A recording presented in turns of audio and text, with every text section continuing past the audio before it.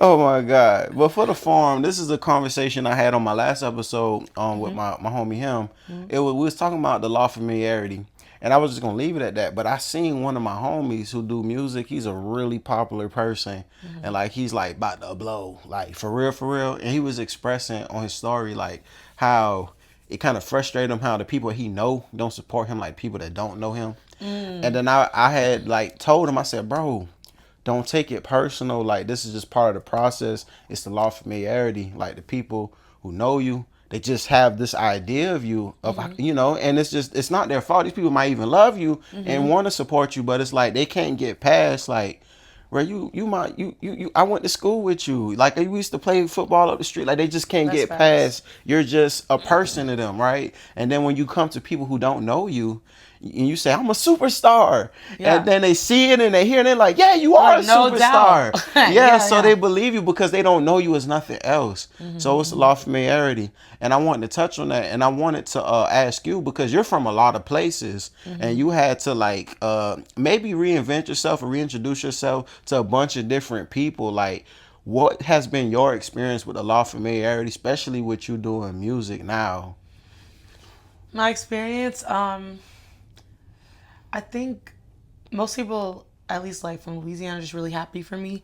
In California, my high school classmates actually voted my superlative was most likely to be famous. See, look at that. So yeah, I think they saw it in me before I did, honestly. Wow. Yeah, because like I said, I wasn't really good at like working a room at the time, but like they would always see my talent Right. and like call it out to me. Wow. So I think that was really that was really helpful.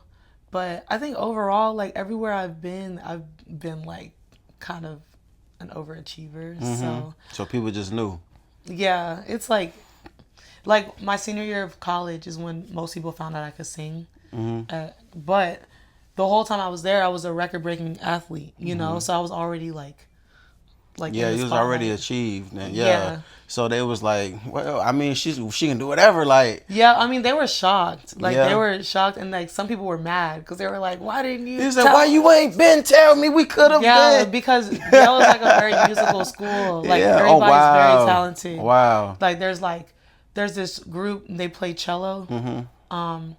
And it's like 12 celloists. Wow. And they're playing like pop and hip hop, and it's really cool. But like everyone comes to Yale like pretty talented, but most people that get into Yale like have some type of musical talent. Right.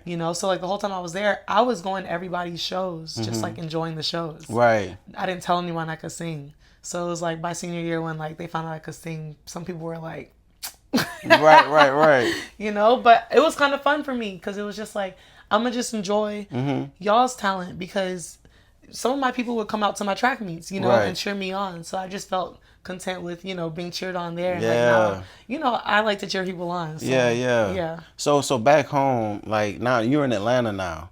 So back home, do they get it now? Do they get it now or Yeah, they but do? I think they got it too in Louisiana too. They did? Because my family was musical. So it was just It's I feel like it's always been in me. Like I I always feel that. sang like the talent shows growing up. Like even though I was very quiet, everyone knew I could sing growing up in Louisiana. Like everybody knew. And Right. But it's also because like my whole family does it. So yeah. Man, that's beautiful. See, my experience, I had to like prove to so many people and myself first and foremost that I am who I say I am, and that vision that God gave me is real. Because like when I first came, I said I'm gonna do music. They're like, no, do something else. You're not a rapper. You don't look like a rapper. You don't act like a rapper. You don't talk about what a rapper talk about. I'm like, bro, what you mean? It's just music. I can't express myself. I'm telling Right. my truth.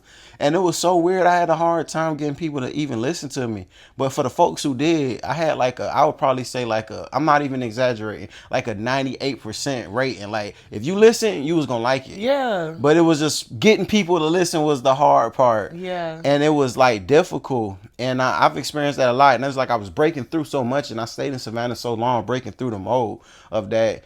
And I've met a lot of people who didn't know me. And when I came as that, they're like, bro, you dope, you dope, you dope. Yeah, And then I for started sure. moving to different cities, California, Atlanta.